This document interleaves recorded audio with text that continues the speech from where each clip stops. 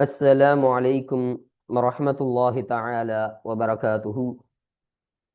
بسم الله الرحمن الرحيم. رياض الصالحين பாடம் 322.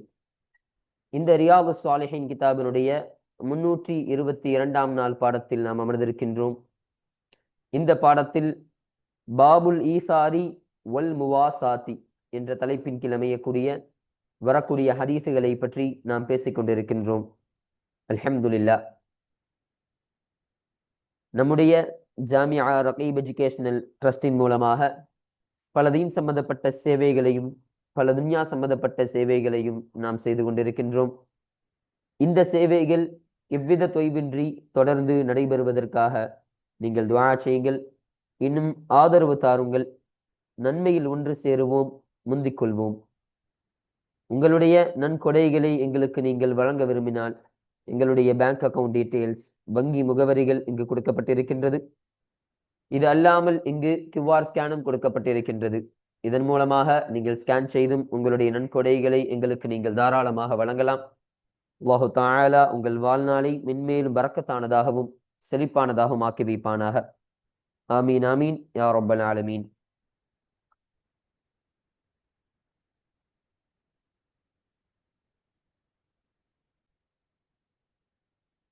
இப்பொழுது இந்த ரியாது சாலிஹினுடைய 322ஆம் நாள் பாடத்தில் நாம் ஒரு புதிய தலைப்பை பற்றி பேச இருக்கின்றோம்.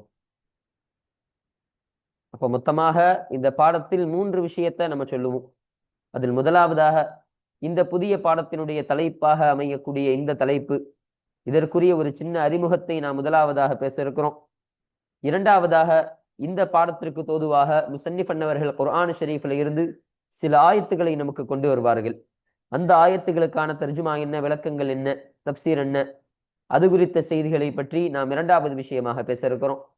மூன்றாவதாக இந்த பாடத்திற்கு அமையக்கூடிய முதல் ஹதீஸாக இருக்கக்கூடிய அந்த முதலாவது ஹதீஸ், அந்த ஹதீஸில் சொல்லப்படக்கூடிய செய்திகள் என்ன என்பதை பற்றி நாம் மூன்றாவது விஷயமாக பேச இருக்கிறோம்.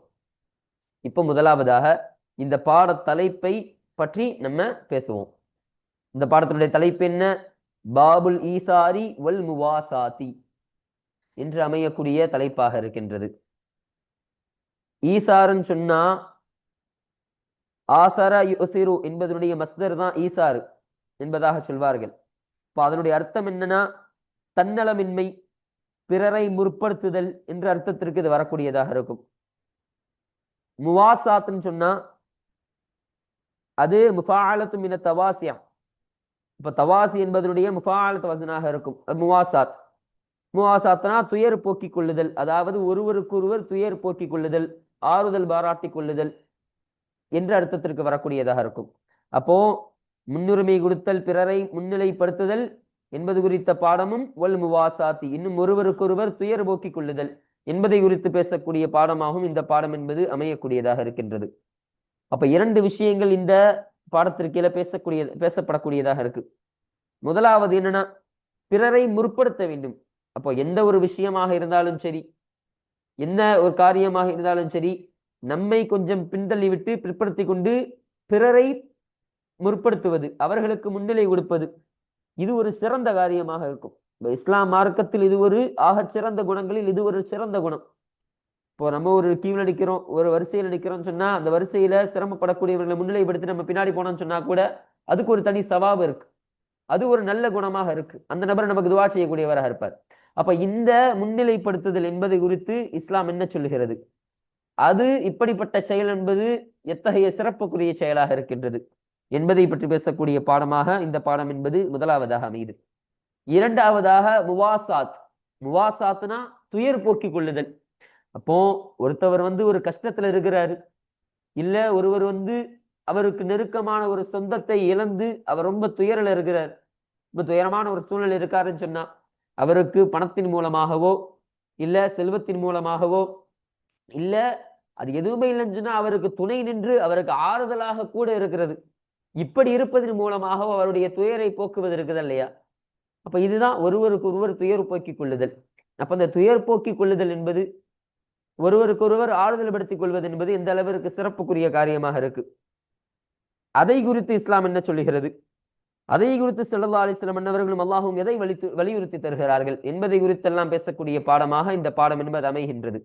அப்ப இந்த பாடத்தில் வரக்கூடிய ஹதீஸுகளும் இந்த பாடத்திற்கு அமையக்கூடிய ஆயத்துகளும் இந்த கருத்தை, இந்த இரண்டு கருத்தை வலியுறுத்தி வரக்கூடிய ஆயத்துகளாகவும் ஹதீஸுகளாகவும் தான் இருக்கும் என்பதை நீங்கள் விளக்கிக் கொள்ளுங்கள். இப்ப இதுதான் இந்த தலைப்பிற்கான ஒரு சின்ன அறிமுகம். இரண்டாவதாக முஸன்னிஃப் அன்னவர்கள் குர்ஆன் ஷரீஃப்ல இருந்து சில ஆயத்துக்களை நமக்கு கொண்டு வருவாங்க. அந்த ஆயத்துகளுக்கான தர்ஜுமா, அதனுடைய விளக்கம்லாம் அந்த ஆயத்து வாசிக்கும் பொழுது நம்ம பார்ப்போம். மூன்றாவதாக இந்த பாடத்திற்கு அமையக்கூடிய முதலாவது ஹதீஸான இந்த ஒரு ஹதீஸில் சொல்லப்படக்கூடிய செய்தி என்னன்னா, ஒரு முறை ஸல்லல்லாஹு அலைஹி வஸல்லம் இடத்துல ஒரு நபர் வராங்க. ஒரு நபர் வந்து சொல்றாங்க, யார ரசூலல்லாஹ், எனக்கு ரொம்ப பசியா இருக்கு யார ரசூலல்லாஹ், நான் ரொம்ப வறுமையில வாடக்கூடியவனாக இருக்கிறேன், எனக்கு நீங்கள் ஏதேனும் உணவுகள் தாங்க யார ரசூலல்லாஹ் என்று சொன்ன உடனே ஸல்லல்லாஹு அலைஹி வஸல்லம் என்ன செஞ்சாங்க, தன்னுடைய மனைவிமார்களில் இருந்து ஒரு மனைவியுடைய வீட்டிற்கு இந்த நபர் அனுப்பி வைக்கிறாங்க. அனுப்பி வச்சு, இல்ல அதற்கு முன்னால் அந்த மனைவி அந்த வீட்டிற்கு ஒரு சஹாபி அனுப்பி வச்சு கேட்கிறாங்க, உங்களிடத்த ஏதாவது இருக்குதா அப்படின்னு கேட்ட உடனே அந்த மனைவி சொல்றாங்க, தண்ணீரை தவிர எதுவுமே இல்லை யார சொல்லலாம், உண்ணுவதற்கு உணவு என்பது எதுவுமே கிடையாது, தண்ணி மட்டும்தான் இருக்கக்கூடியதாக இருக்குன்னு அவங்க சொல்றாங்க. சரி, வேறு ஒரு மனைவிட்ட ஸல்லல்லாஹு அலைஹி வஸல்லம் அவர்கள் அனுப்பி வைக்கிறாங்க. அவங்கள்ட்ட போனாலும் அவர்கள் இதே பதில் கொடுக்குறாங்க, தண்ணீர் மாத்திரம் தான் இடத்துல இருக்கக்கூடியதாக இருக்கு யார சொல்லலாம்னு சொல்றாங்க. இப்படியே ஒவ்வொரு மனைவியாக அனுப்பின பொழுது எல்லா மனைவி மக்களும் அப்படியே சொல்லிட்டாங்க, எங்களிடத்துல தண்ணீரை தவிர வேறு எதுவும் இல்லை யார சொல்லலாம் என்பதாக அல்லாஹ்வின் மீது சத்தியமிட்டு சொல்லி விடுகிறார்கள். இப்போ ஸல்லல்லாஹு அலைஹி வஸல்லம் உடனே சஹாபாக்களை பார்த்து கேட்டார்கள், இந்த நபரை விருந்தாளியாக ஏற்றுக்கொள்வது யார் என்று கேட்ட உடனே அந்த அன்சாரி சஹாபாக்கள் இருந்து ஒரு சஹாபி அவர் எழுந்து யார சொல்லலாம், நான் ஏற்றுக்கொள்கிறேன் என்பதாக சொல்லி அந்த நபரை தன்னுடைய வீட்டிற்கு கூட்டி செல்கிறார். வீட்டிற்கு கூட்டி சென்று தன்னுடைய மனைவியிடத்துல கேட்கிறாங்க, ஏதாவது இந்த ரசூலுல்லாஹுடைய விருந்தாளி இவருக்கு உணவளிப்பதற்காக நான் கூட்டி வந்துட்டு இருக்கேன், அப்ப இவங்களுக்கு உணவளிக்க ஏதாவது நம்ம இடத்துல இருக்குதா என்று கேட்ட பொழுது அவங்க சொல்றாங்க, எதுவுமே இல்லையே நம்ம இடத்துல, நம்மளுடைய பிள்ளைகளுக்காக ஏற்பாடு செய்திருக்கக்கூடிய, நமக்கு பிள்ளைகளுக்கு போதுமாகக்கூடிய உணவு தான் நம்ம இடத்துல இருக்கக்கூடியதாக இருக்கு என்று சொன்ன உடனே அந்த அன்சாரி சஹாபி சொன்னாங்க, அப்படியாமா, ஒரு பிரச்சனை இல்லை, நம்முடைய பிள்ளைகளுக்கு ஏதாவது தந்திரம் செய்து அவர்களை நீ ஒதுக்கிவிடு, அப்படியே அவங்க பசிக்கா காரணமாக அவர்கள் இரவு உணவை தேடினார்கள் என்று சொன்னால் அவர்களை நீ எப்படியாவது தூங்க வச்சிருமா, நம்முடைய விருந்தாளிகளை நான் கூப்பிட்டு வந்துடுறேன், கூட்டிட்டு வந்த உடனே நம்முடைய வீட்டில் இருக்கக்கூடிய அந்த லைட்டு, அந்த விளக்குகளை எல்லாம் நம்ம ஆஃப் பண்ணிடுவோம், நம்ம அணைச்சிருவோம், அணைச்சி நம்ம சாப்பிடுவது போல ஒரு தோற்றத்தை, நம்ம சாப்பிடுறது போல ஒரு இதை கொடுப்போம் நம்ம அந்த விருந்தாளிக்கு என்று சொல்லி இப்பெல்லாம் பிளான் போட்டு கூப்பிட்டு வராங்க. கூட்டிட்டு வந்து இது போலவே குழந்தைகளை தூங்க வைத்து விட்டு அந்த உணவை அந்த விருந்தாளியை சாப்பிட வச்சு அவர்களும் சாப்பிடுவது போல அப்படியே ஒரு என்ன சொல்ல வர, அப்படியே ஒரு சைக்கிணையாக சாப்பிட்ற மாதிரி காட்டுறாங்க, இந்த இருட்டுல சாப்பிட்ற மாதிரி காட்டிக் கொள்கிறார்கள். அதன்படியே அந்த விருந்தாளியும் சாப்பிட்டு விட்டார், வயிறு நிரம்ப சாப்பிட்டு அவரும் சென்று விட்டார். அப்போ காலையில விடியுது. காலையில விடிஞ்ச உடனே ரசூலுல்லாஹி ஸல்லல்லாஹு அலைஹி வஸல்லம் அன்னவர்கள் அந்த அன்சாரி சஹாபியை பார்த்து சொன்னார்கள், நீங்கள் இருவரும் உங்களுடைய விருந்தாளிகளோடு நீங்கள் நேற்று இரவு நடந்து கொண்ட அந்த செயலை பார்த்து அல்லாஹ்வே ஆச்சரியம் கொண்டு விட்டான் என்பதாக ஒரு சுப செய்தியினை ஸல்லல்லாஹு அலைஹி வஸல்லம் அன்னவர்கள் அந்த சஹாபிக்கு சொல்லக்கூடியவர்களாக இருந்தார்கள் என்ற இந்த செய்தி தான் இந்த ஹதீஸின் மூலம் பதிவு செய்யப்படக்கூடிய விஷயமாக இருக்கு. இப்ப இதுதான் இந்த ஹதீஸினுடைய ஒரு மொத்த கருத்து. அப்போ இன்றைய பாடத்தில் இந்த 3 விஷயங்களை பற்றி மாத்திரம்தான் பேச இருக்கிறோம். இப்ப இதற்கான தர்ஜுமாக்கள், விளக்கங்கள், கூடுதல் செய்திகள் எல்லாம் இந்த ஹதீஸை வாசிக்கும் பொழுது, இந்த ஆயத்துக்களை வாசிக்கும் பொழுது நம்ம முழுமையாக பார்ப்போம். அல்ஹம்துலில்லாஹ். இப்போ நம்ம கிதாபை பார்ப்போம். 62வது பாடம். இந்த ரியாது ஸாலிஹின் கிதாபில் பதிவு செய்யப்படக்கூடிய பாடங்களுடைய வரிசையின் பிரகாரம் இது 62வது பாடமாக அமைகின்றது. இப்ப இந்த பாடம் என்பது 62. அப்ப இதுக்கு முன்னாடி நம்ம 61 பாடங்களுடைய அந்த முழு பாடத்தினுடைய ஹதீஸையும் முழுமையாக நிறைவு செய்து நம்ம இந்த பாடத்தில் வந்திருக்கின்றோம். அந்த 61 பாடங்களில் படித்த அனைத்து ஹதீஸுகளையும் அல்லாஹ் கபூலாக்கி தருவானாக. இப்ப நம்ம இந்த 62வது பாடத்தை பார்ப்போம். இந்த பாடத்தினுடைய தலைப்பு என்ன? பாபுல் ஈசாரி வல் முவாசாதி. பிறரை முற்படுத்துதல் என்பதை குறித்த பாடமும், இன்னும் ஒருவருக்கொருவர் துயர் போக்கிக் கொள்ளுதல் என்பதை குறித்த பாடமாகவும் இந்த பாடம் என்பது அமையக்கூடியதாக இருக்கின்றது. இப்ப இதற்கான அறிமுகத்தையும் கூடுதல் விளக்கத்தை எல்லாம் நம்ம முன்னாடியே நம்ம பார்த்தாச்சு. இப்போ முஸன்னிஃப் அன்னவர்கள் குர்ஆன் ஷரீஃப்ல இருந்து ஒரு 2 ஆயத்துக்களை இங்கு நமக்கு கொண்டு வராங்க. அப்ப அந்த 2 ஆயத்துகளுக்கான தர்ஜுமா என்ன என்பதை பற்றி இப்ப நம்ம பார்ப்போம். قال الله تعالى, உயர்ந்த அல்லாஹு தஆலா சொன்னா, وَيُؤْثِرُونَ عَلَى أَنفُسِهِمْ وَلَوْ كَانَ بِهِمْ خَصَاصَةٌ. صدق الله العظيم. இப்ப இதற்கான அர்த்தம் என்ன? வயுசிரூன அவர்கள் முற்படுத்தி கொண்டார்கள், முன்னிலைப்படுத்தினார்கள், அலா அன்ஃபுஸிஹிம் தங்களுடைய நப்சுகளை விடவும் அவர்கள் முன்னிலைப்படுத்தினார்கள், வலவு கானபிஹிம் இன்னும் அவர்களை கொண்டு ஆகியிருந்த பொழுதும், ஹசாசத்துன் வறுமை என்பது அவர்களை கொண்டு, தேவை என்பது அவர்களை கொண்டு ஆகியிருந்த பொழுதும் அவர்கள் தங்களை விடவும் அவர்களை முன்னிலைப்படுத்தினார்கள் என்பதாக சொல்லக்கூடிய ஒரு ஆயத். அப்போ இந்த ஆயத் என்பது அன்சாரி சஹாபியும் அன்சாரி சஹாபாக்களையும் முஹாஜிர் சஹாபாக்களையும் பற்றி கூறக்கூடிய ஆயத்தாக இந்த ஆயத் என்பது இருக்கின்றது. அப்போ யாரு முன்னிலைப்படுத்தினாங்க? அன்சாரி சஹாபாக்கள் முன்னிலைப்படுத்தினார்கள், தங்களை விடவும் அவர்கள் முன்னிலைப்படுத்தினார்கள். யார முன்னிலைப்படுத்தினாங்க? அந்த முஹாஜிரீன்களான அந்த முஹாஜிர் சஹாபாக்களை இந்த அன்சாரி சஹாபாக்கள் முன்னிலைப்படுத்தினார்கள். ஏன்னா இந்த அன்சாரி சஹாபாக்கள் யாருன்னு சொன்னா மதீனாவாசிகள், மதீனாவில் வாழக்கூடிய, மதீனாவில் வசிக்கக்கூடியவர்கள். ஆனா இந்த முஹாஜிரீன்கள் எப்படின்னு சொன்னா அவர்கள் எல்லாம் பிற நகரத்திலிருந்து வந்த சஹாபாக்களாக இருக்கிறார்கள். அப்போ நம்ம ஊருக்கு ஒருத்தவங்க வராங்கன்னு சொன்னா நம்ம தான் அவங்களை கவனிச்சுக்கணும். அப்ப அந்த அடிப்படையில அந்த அன்சாரி சஹாபாக்கள் இடம்பெயர்ந்து வந்த அந்த முஹாஜிர் சஹாபாக்களை கவனித்துக் கொள்ளக்கூடியவர்களாக, அவர்களை முன்னிலைப்படுத்தக்கூடியவர்களாக இருப்பார்களாம். அப்போ இவங்களுக்கு என்ன வந்தாலும் சரி, நம்ம இடத்துல உணவு இருக்குதுன்னு சொன்னா அந்த உணவை முதலாவதாக முஹாஜிர் சஹாபாக்களை கொடுப்பாங்களாம் இந்த அன்சாரி சஹாபாக்கள். அப்போ முஹாஜிர் சஹாபா அது கொடுக்கக்கூடியவர்களாக இருப்பாங்க. தன்னிடத்துல தண்ணி இருக்குன்னு சொன்னா அதை கொடுக்கக்கூடியவர்களாக இருப்பாங்க. அப்படி என்ன விஷயமாக இருந்தாலும் சரி இவர்களுடைய கஷ்டத்தை போக்கக்கூடியவர்களாக அந்த அன்சாரி சஹாபாக்கள் இருக்கக்கூடியவர்களாக இருப்பார்களாம். எந்த நிலையில? வலவு கானபிஹிம் ஹசாசத்துன். ஹசாசத்துன்னு ஒரு வார்த்தை, இந்த ஹசாசத்துன்னு சொன்னா பொதுவா வறுமை என்ற அர்த்தம் வரக்கூடியதாக இருக்கும். பொதுவா வறுமை தான். ஆனா இந்த இடத்துல தேவை என்பதாக வைத்துக் கொள்ளலாம். நமக்கு ஷரஹில தேவைன்னு தான் எழுதுறாங்க. அப்ப தேவை என்பது அவர்களை கொண்டு ஆகிருந்த பொழுதும், அப்ப அவங்களுக்கும் தேவை இருக்குது, ஒரு உணவு இருக்குதுன்னு சொன்னா அன்சாரி சஹாபாக்கள்கிட்ட அந்த உணவின் பக்கம் அவர்களும் தேவையாக கூடியவர்களாக தான் இருக்கிறாங்க. இருந்தாலும் தன்னுடைய தேவையெல்லாம் ஒதுக்கிவிட்டு தன்னை பிற்படுத்தி கொண்டு அந்த முஹாஜிர் சஹாபாக்களை முற்படுத்தக்கூடியவர்களாக இருப்பார்கள் என்பதாக இந்த ஒரு ஆயத்தின் மூலம் நாம் விளங்கிக் கொள்ளலாம். பாருங்க, அல் ஹஷர் 9, சூரத்துல் ஹஷர்ல 9வது ஆயத்தாக இந்த ஆயத்தானது பதிவு செய்யப்படுகின்றது என்பதை இங்கு நமக்கு சொல்லித்தராங்க. இப்ப இந்த ஆயத்தானதை முஸ்தன்னிஃப் பண்ணவர்கள் இந்த பாடத்திற்கு தோதுவாக கொண்டு வர காரணம் என்னன்னு சொன்னா, இங்கு அந்த அன்சாரி சஹாபாக்கள் தங்களுக்கு தேவை இருந்த பொழுதும் கூட அந்த முஹாஜிர் சஹாபாக்களை முன்னிலைப்படுத்தக்கூடியவர்களாக இருந்தார்கள் இல்லையா? அப்போ இதன் மூலமாக அவர்கள் பிற மக்களை முன்னிலைப்படுத்தினார்கள் என்ற ஒரு கருத்தும் நாம் வழங்கிக் கொள்ளலாம். இன்னொன்று, அவர்களுக்கு ஏற்படக்கூடிய கஷ்டங்களை இவர்கள் அந்த துயரை போக்கக்கூடியவர்களாகவும் இவர்கள் இருந்தார்கள் என்பதையும் நாம் விளங்கிக் கொள்ளலாம். இப்ப இந்த இரண்டு கருத்துமே இந்த பாடத்திற்கு தோதுவாக வருவதற்கு காரணமாக தான் இந்த ஆயத்தானதை முஸ்தன்னிஃப் பண்ணவர்கள் இந்த பாடத்திற்கு கீழே பதிவு செய்து தந்திருக்கிறார்கள். இப்ப இரண்டாவது ஆயத்தை பாருங்க. வகால தஆலா, இன்னும் உயர்ந்த அல்லாஹு தஆலா சொன்னா, وَيُطْعِمُونَ الطَّعَامَ عَلَى حُبِّهِ مِسْكِينًا وَيَتِيمًا وَأَسِيرًا. صدق الله العظيم. وَيُطْعِمُونَ الطَّعَامَ உணவை அவர்கள் உணவளிப்பார்கள், அலா ஹுப்பிஹி அந்த உணவின் மீது இருக்கக்கூடிய பிரியத்தின் காரணமாக, மிஸ்கீனன் ஏழைகளுக்கோ, வயதீமன் ஏழைகளுக்கும், வயதீமன் இன்னும் அனாதைகளுக்கும், வசீரன் இன்னும் கைதிகளுக்கும் அந்த உணவை அவர்கள் அளிக்கக்கூடியவர்களாக இருப்பார்களாம் என்று சொல்லப்படக்கூடிய ஒரு ஆயத். யார் அளிக்கக்கூடியவர்களாக இருப்பாங்கன்னு சொன்னா, நமக்கு ஷரஹ்ல எழுதும் பொழுது ஒரு நல்ல முஸ்லிமனுடைய குணத்தை பற்றி அல்லாஹ் சொல்கிறான். ஒரு நல்ல முஸ்லிம்னு சொன்னா இந்த ஆயத்திற்கு தக்கவாறு தான் அவருடைய வாழ்க்கை என்பது அமையக்கூடியதாக தான் இருக்கும் என்பதாக நாம் விளங்கிக் கொள்ளலாம். அப்போ ஒரு நல்ல முஸ்லிம் அவர் உணவளிக்கக்கூடியவராக இருப்பார். அலா ஹப்பிஹி, இந்த ஹீவுடைய நமீர ரெண்டு விஷயத்தின் பக்கம் மீட்டலாம். ஹீன்னு சொன்னா முதலாவதாக அல்லாஹின் பக்கம் மீட்டிக் கொள்ளலாம். அல்லாஹின் மீது கொண்ட அவர்களின் பிரியத்தின் காரணமாக, அல்லாஹ்வின் மீது அவர்கள் வைத்திருந்த அந்த பிரியத்தின் காரணமாக உணவளிப்பது என்பது அல்லாஹ்விற்கு ரொம்ப பிரித்தமான காரியம் தானே. அப்ப அந்த காரியத்தின் காரணமாக அவர்கள் உணவளிக்கக்கூடியவர்களாக இருப்பார்கள் என்பதாக நம்ம வச்சுக்கொள்ளலாம். இன்னொன்னு, அதை விட அவுலாவான, அதை விட சிறப்பான ஒரு கருத்து என்னன்னு சொன்னா, இந்த ஹீவுடைய நமீரு இந்த துஆமை பார்த்து மீளக்கூடியதாக இருக்கும் என்பதாக நமக்கு கற்றுத்தராங்க.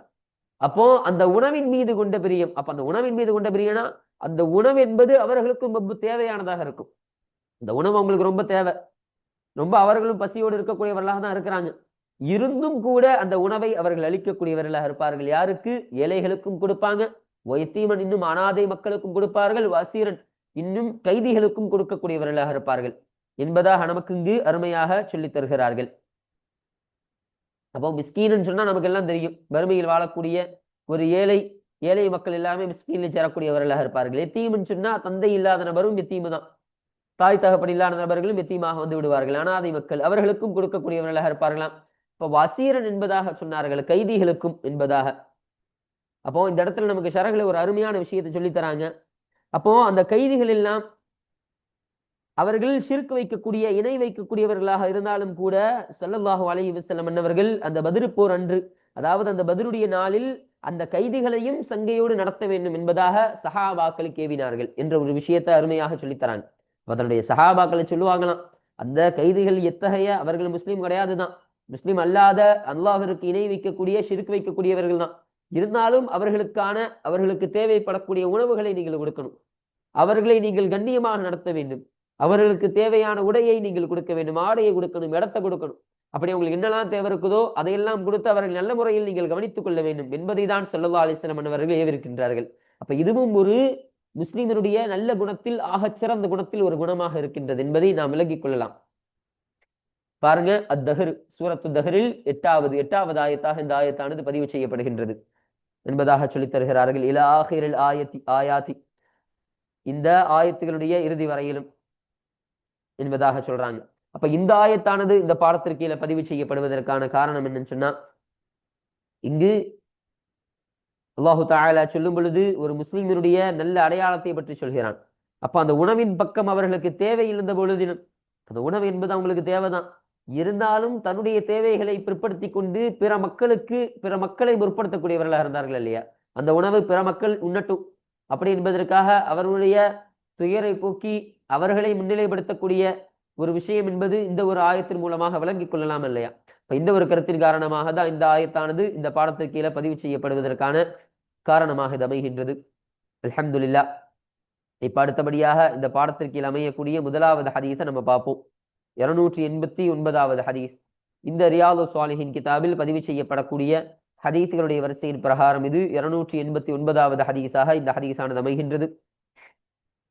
இந்த ஹதீஸானது யாரை தொற்றும் அறிவிக்கப்படக்கூடிய ஹதீஸாக இருக்கின்றது என்றால், வஅன் அபீ ஹுரைரத ரலியல்லாஹு அன்ஹு, சய்யிதுனா அபூ ஹுரைரா ரலியல்லாஹு அன்ஹு அன்னவர்களை தொற்றும் அறிவிக்கப்படக்கூடிய ஹதீஸாக இந்த ஹதீஸானது அமைகின்றது. கால, அந்த அபூ ஹுரைரா ரலியல்லாஹு அன்ஹு அன்னவர்கள் சொன்னார்கள், ஜாஅ ரஜுலுன் இலன் நபி ஸல்லல்லாஹு அலைஹி வஸல்லம், நபி ஸல்லல்லாஹு அலைஹி வஸல்லம் அன்னவர்களுக்கு பக்கம் அவர்களின் பக்கம் ஒரு மனிதர் வந்தார். ஃபகால, அப்பொழுது அவர் சொன்னார், அந்த மனிதர் சொன்னார், இன்னி நிச்சயமாக நான்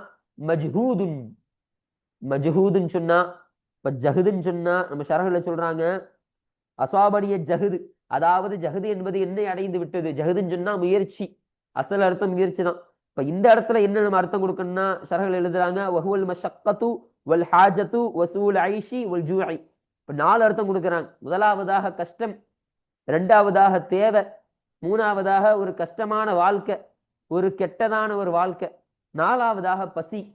இந்த அர்த்தத்தை கொடுத்துக் கொள்ளலாம். இன்னி மஜ்ஹூது, அப்ப நான் ரொம்ப கஷ்டப்படக்கூடிய, ரொம்ப பசியோடு இருக்கக்கூடியவனாக இருக்கிறேன் யா ரசூலுல்லாஹ் என்று ஒரு நபர் வந்து சொல்றாங்க ரசூலுல்லாஹி ஸல்லல்லாஹு அலைஹி வஸல்லம் அன்னவர்ட்ட. சொன்ன உடனே ஃபஅர்ஸல இலா பஅதி நிசாஇஹி, ஃபஅர்ஸல ஸல்லல்லாஹு அலைஹி வஸல்லம் அன்னவர்கள் அனுப்பினார்கள், இலா பஅதி நிசாஇஹி, தன்னுடைய மனைவியின் சில மனைவியின் பக்கம், சில மனைவிமாரின் பக்கம் ஸல்லல்லாஹு அலைஹி வஸல்லம் அன்னவர்கள் அனுப்பினார்கள்.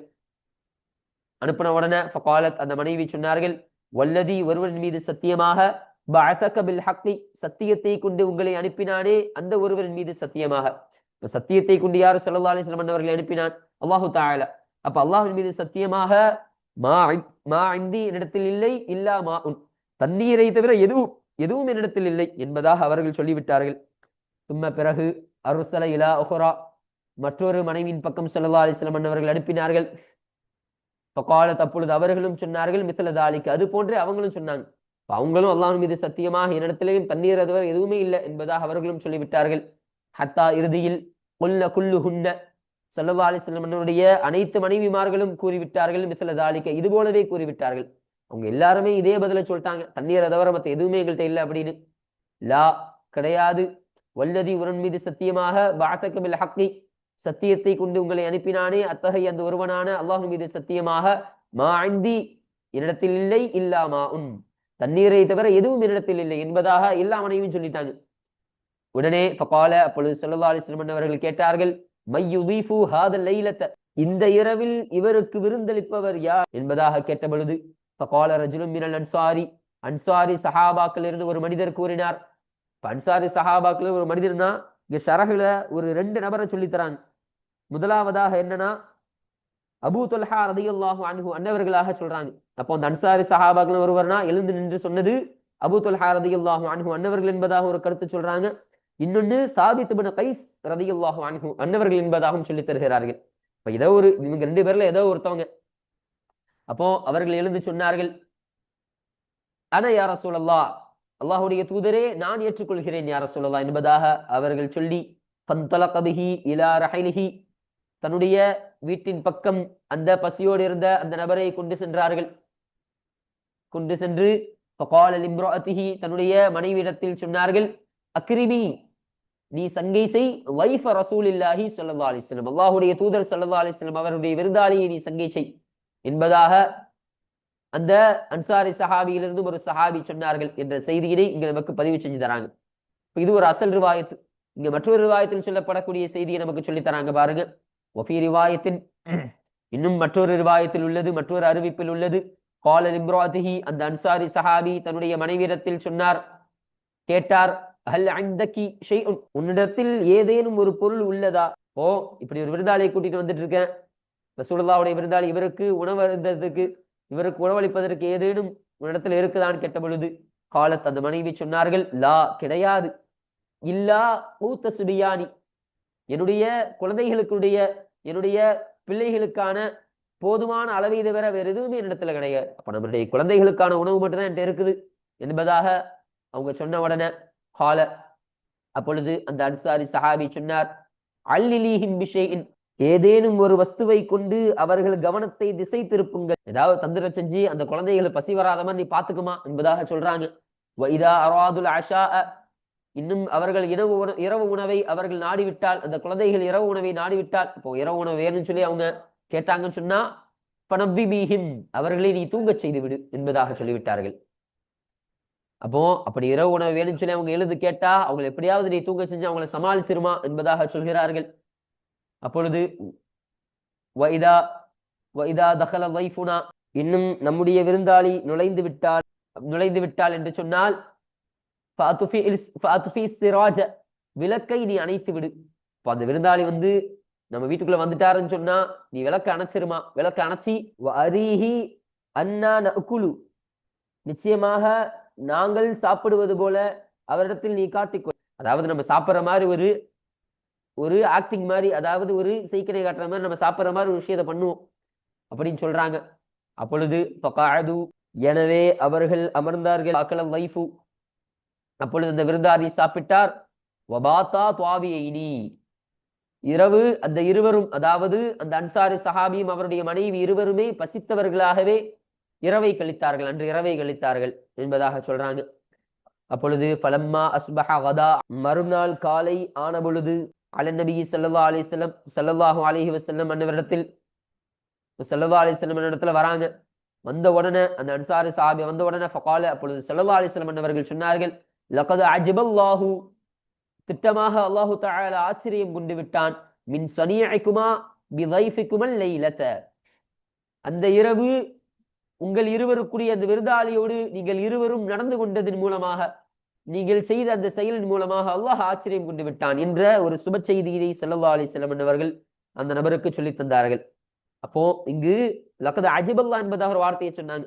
அப்ப இதற்கான முராது, இதற்கான நாட்டம் நமக்கு ஷரஹ்ல சொல்லி தரும் பொழுது அஜிபல் மலாய்கத்துல்லா, அல்லாஹுடைய மலக்குமார்கள், அல்லாஹுடைய வானவர்கள் ஆச்சரியம் கொண்டார்கள் என்பதாக நமக்கு இதனுடைய முராது எழுதி காட்டுகிறார்கள். இப்ப அல்லாஹும் அவருடைய மலக்குமார்களும் ஆச்சரியம் கொண்டார்கள் என்ற விஷயத்தை ஸல்லல்லாஹு அலைஹி வஸல்லம் அவர்கள் அந்த சஹாபியை பார்த்து சொன்னார்கள் என்ற செய்தி இங்கு நமக்கு பதிவு செஞ்சு தராங்க. அல்ஹம்துலில்லாஹ். அப்போ இத்தோட இந்த ஹதீஸானது நிறைவு செய்யப்படுது. அப்ப இந்த ஹதீஸானது இந்த பாடத்திற்கு கீழே பதிவு செய்யப்படுவதற்கான காரணம் என்னன்னு சொன்னா, அந்த அன்சாரி சஹாபி செய்த அந்த செயல் தான். அப்ப அவங்க இடத்துல கொஞ்சம் தான், அவங்களுக்கு பிள்ளைகளுக்கான ஒரு சின்ன உணவு தான் அவங்க வச்சிருந்தாங்க. அப்ப அந்த உணவை தன்னிடத்துல போதுமாக்கி கொண்டு அதை அவர்கள் சாப்பிடாம அந்த உணவை அந்த பசியோடு இருக்கக்கூடிய அந்த நபருக்கு கொடுத்து அவர்களை முன்னிலைப்படுத்தினார்களா இல்லையா? அவர்களுக்கு பசி என்று ஏற்பட்ட அந்த துயரை அவர்கள் போக்கினார்களா இல்லையா? இப்போ இந்த ஒரு கருத்தின் காரணமாக தான் இந்த ஹதீஸானது இந்த பாடத்திற்கு கீழே பதிவு செய்யப்படுவதற்கான காரணமாக இது அமைகின்றது. அல்ஹம்துலில்லாஹ். அப்போ இத்தோட இன்றைய பாடத்தில் நம்ம இந்த 62வது பாடமான இந்த பாடத்தினுடைய தலைப்பை குறித்து நம்ம பேசணும். அதற்கு கீழே முசன்னிஃப் அவர்கள் கொண்டு வந்த இந்த 2 ஆயத்துக்களை பற்றியும் நம்ம பார்த்தோம். மூன்றாவதாக இந்த முதலாவது ஹதீஸாக அமையக்கூடிய இந்த ஹதீஸினுடைய முழு கருத்தையும் அதனுடைய தர்ஜுமாக்கள் விளக்கங்கள் அனைத்தையும் பார்த்து இன்றைய பாடத்தை நாம் நிறைவு செய்து விட்டோம். அல்ஹம்துலில்லாஹ். இப்போ இன்ஷா அல்லாஹ் அடுத்த பாடத்தில் இந்த 290வது ஹதீஸாக அமையக்கூடிய இந்த ஹதீஸை இன்ஷா அல்லாஹ் நாம் அடுத்த பாடத்தில் இது குறித்த செய்திகளையும் தர்ஜுமாக்களையும் பற்றி இன்ஷா அல்லாஹ் நாம் அடுத்த பாடத்தில் நாம் பேசுவோம். வாஹிரு தஅவானா அனில் ஹம்துலில்லாஹி ரப்பில் ஆலமீன். அஸ்ஸலாமு அலைக்கும் வரஹ்மத்துல்லாஹி தஆலா வபரகாத்துஹு.